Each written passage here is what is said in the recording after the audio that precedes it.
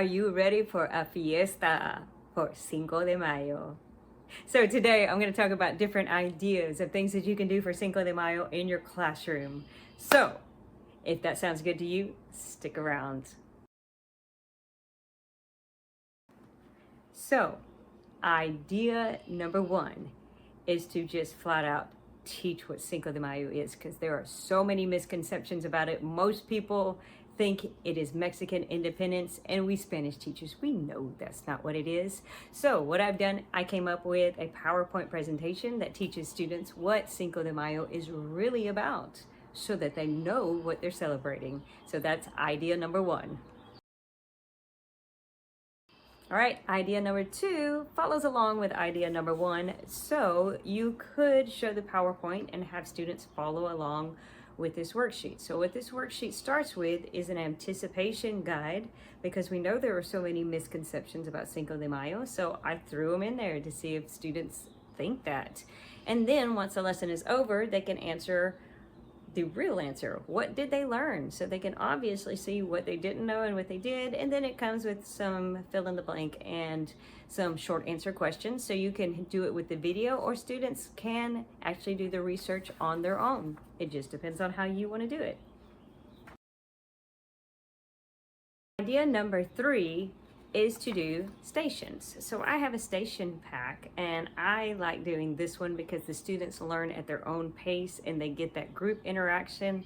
Usually by May, it's just a good idea to let them have their group interaction, but in a productive way. So what I did is I made different QR codes so they can use the QR code. Some of these, like this one, will go to a website and they answer questions from what they find in the website. I like this one. It is the Mythbusters one.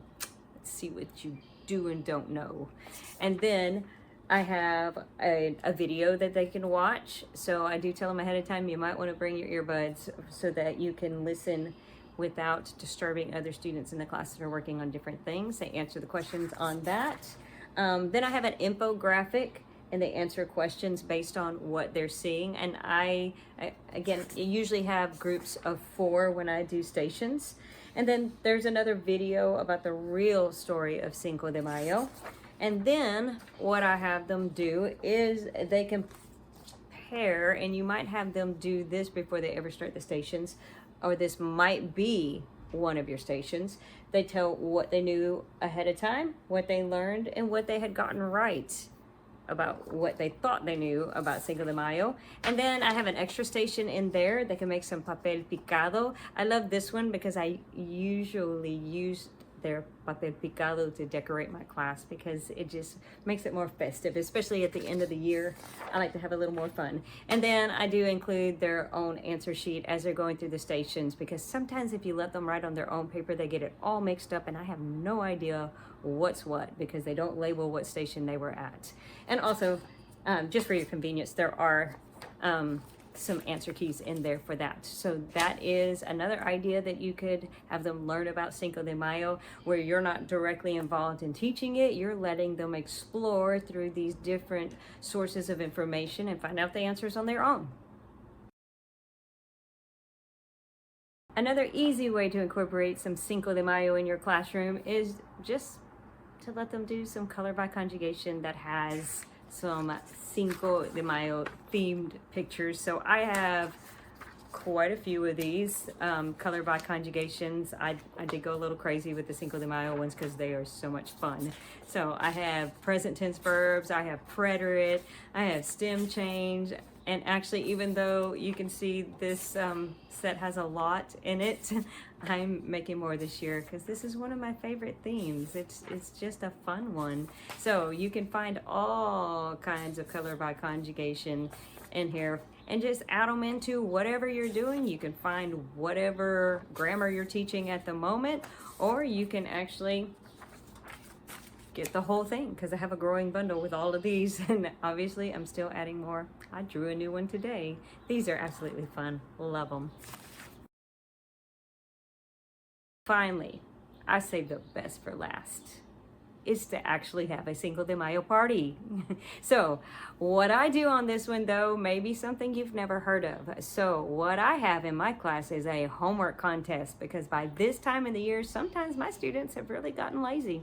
They just decide they're just not going to turn everything in, and I don't like that. So what I came up with, I have a little reward chart for each class period, and I tell my students, in order to get their Cinco de Mayo party, they have to have 3 or less missing assignments per class, and I start mid-March.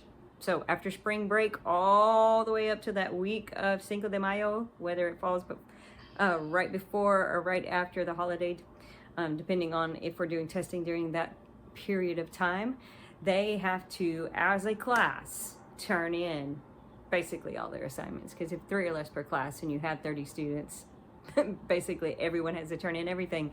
And honestly, I have very rarely had a class not get their party, because they look forward to it, they work together, they remind each other to turn things in, they work hard to not be the one that doesn't turn it in, because who wants to spoil the Cinco de Mayo party? So that's how I have mine. So not only are they getting a little bit of culture in the Cinco de Mayo party, because we learn a little bit about it before we have it, but also it's just a motivation for them to get that work in. You may not like that because it's a lot of work, because I personally remind the students individually, hey, I need this.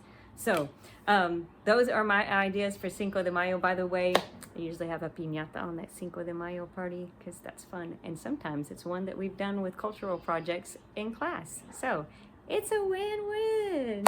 So if you try out any of these, leave a comment. What do you do for Cinco de Mayo that maybe I can incorporate in my class? So I hope you found some ideas in this video that you can use in your class. And I hope you have an amazing Cinco de Mayo.